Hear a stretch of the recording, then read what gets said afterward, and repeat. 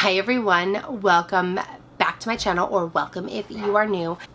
My name is Lexie, and before I even get into this video, if this setup and how I looks familiar, this is the third video I'm filming today. I try to film as many as I can in one shot when my newborn allows me, so this is my third video of the day. So if it looks repetitive, I am sorry, but I am doing my best. So this video is going to be a book haul. I have a small book haul, not too much or not too big, but I have a book haul.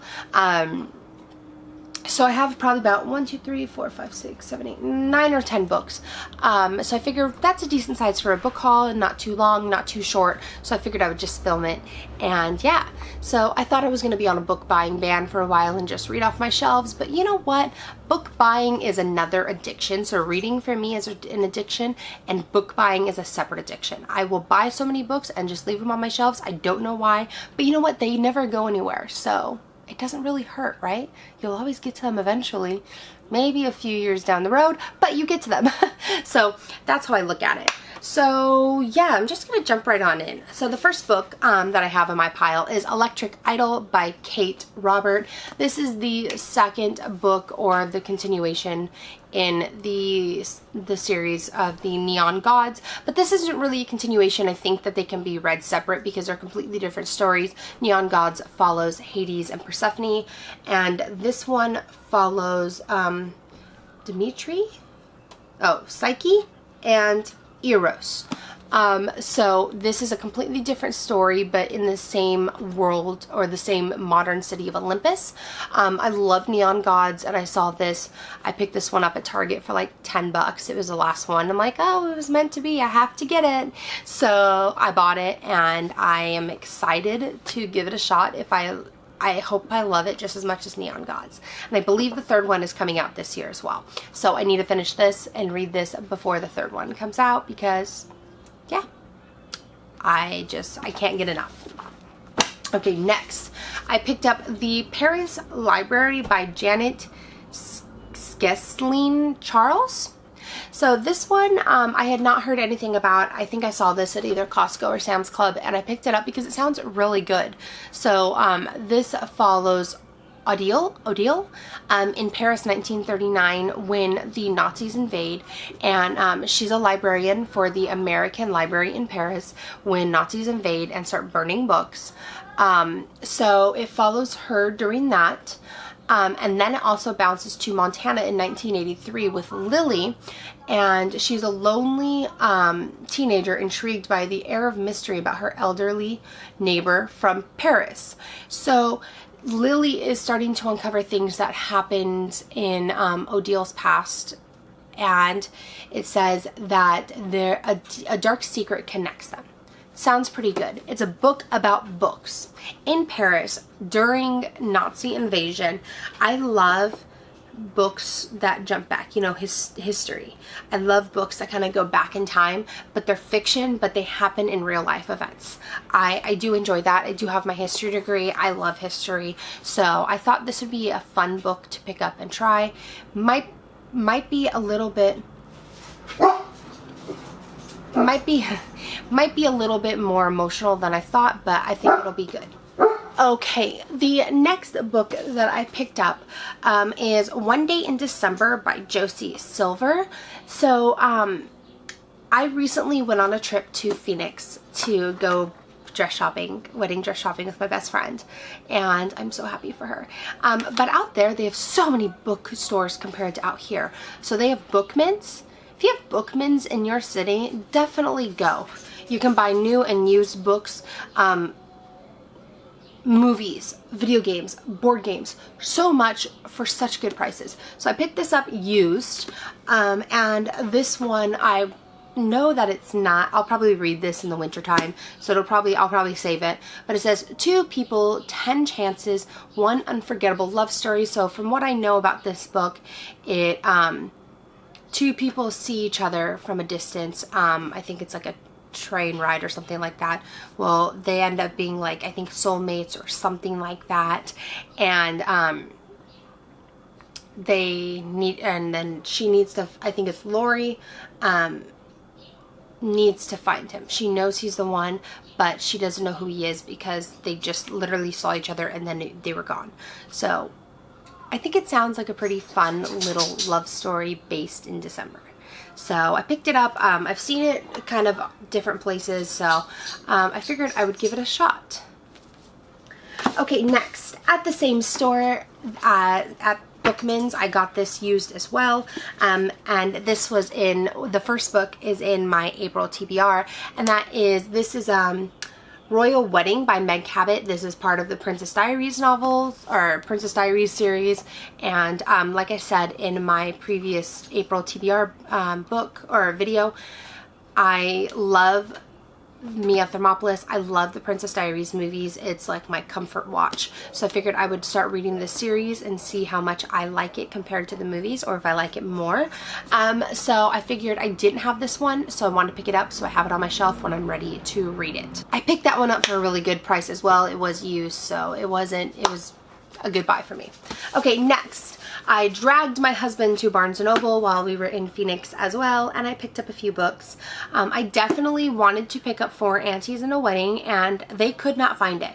They said they had it, but they could not find it, so I was a little upset, but I will be picking that up because I love Dial A for Aunties, and I cannot wait for the second one. It's out, and I just need to get it. So I'll probably go to my local Barnes & Noble and see if they have it. But I did find a table where it was buy one, get one half off, so I bought 2 books because why not? So the first one that I bought was Mr. Wrong Number by Lynn Painter. This one just sounded fun. It says one wrong number might just lead to Mr. Right.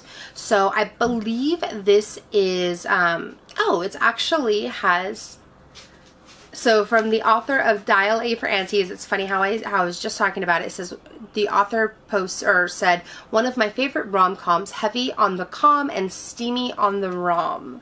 So that sounds pretty good. So I believe it's, she gets a text, I think it's a sext, from a wrong number who she doesn't have the number in their phone. I think it turns out to be a brother's best friend. I'm not sure, but it sounded fun because, I don't know, it's just like you get a wrong number and then you start talking and then you start falling for the person who texted you. I think that sounds really fun. So I picked it up, plus the cover's kind of cute. I know a lot of people have a lot of problems with this like cartoonish kind of covers, but I like them. I enjoy them. They're fun. So yeah, definitely, I can't wait to read that one. The next one is The Roughest Draft by Austin Sigmund Broca and Emily Wibberley. So this book is written by a couple who writes books together, and in the book, this couple writes books together, but they're separated. And they have one more book on their contract though, so they come back together, stay in this house together, I think it's for a summer, and write their last book that's on their contract.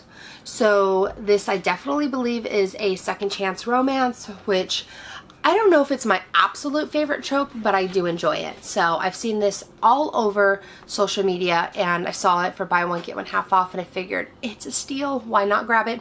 So I picked this one up, and I can't wait to give it a shot. Okay, the last 3 are my Book of the Month picks. This one I've been wanting to pick up for a while. I've been seeing it all over Costco and Sam's Club, but I knew Book of the Month had it, so I can get it cheaper. So I picked this up, and this is The Christie Affair by Nina de Gramont. So this one I've been so excited to read. It sounds fantastic. It says, why would the world's most famous mystery writer disappear for 11 days? What makes a woman desperate enough to destroy another woman's marriage? How deeply can a person crave revenge? So this says 1925, Miss Nan O'Day infiltrated the wealthy, rarefied world of author Agatha Christie and her husband Archie. In every way, she became a part of their life. First, both Christies, then just Archie. Soon, Nan becomes Archie's mistress, luring him away from his devoted wife, desperate to marry him.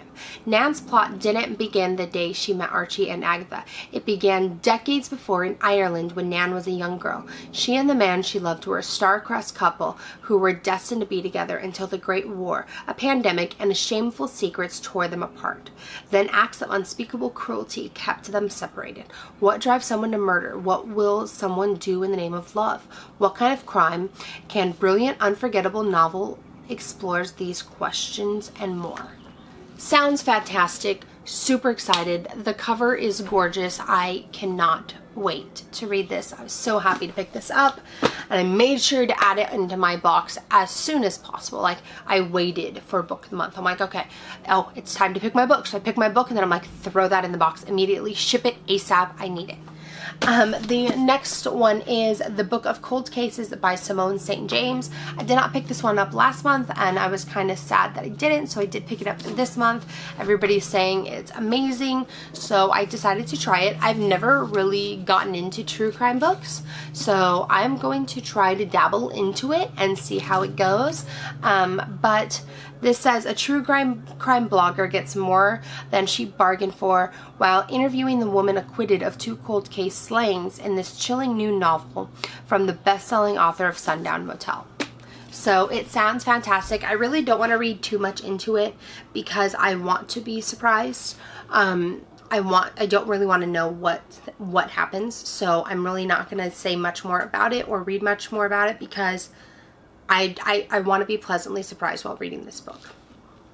Okay, next is, and the final one, Like a Sister by Kelly Garrett. So this was one of this month's picks for Book of the Month, and I guess this month I always normally go for the romance for Book of the Month, so I did have a tough time choosing because none of them were really screaming to me. I know that a lot of people love these choices. This month just wasn't my favorite choice. I always do choose the romance. It's always my go-to, and they didn't have a romance book this month, so I was kind of like, oh, but that's okay. So this one says, no one bats an eye when a black reality TV star is found dead, except her estranged half-sister whose refusal to believe the official story leads her on a dangerous search for the truth.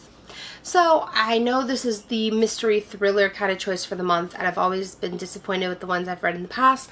Hopefully this one will not disappoint me like the past, but we will see. So those, yeah, I'm interested to read this. I'm not going to say super, super excited, but I'm interested. It has a nice kind of hook, you know, draws you in a little bit. So pretty excited to try that out. So those are the 9 or 10 books, I believe it's 9, that I have picked up in the last like few weeks. I buy books way faster than I read them, so maybe I should pick up my reading speed. I don't know. But yeah, so those are all that I've picked up recently. If you've read them, if you've picked these up recently, let's talk about them. Leave comments down below. If you like this video, please make sure to give it a thumbs up. And if you are new to this channel and you want to stick around for more bookish content, then please subscribe, and I will see you in the next video. Thanks.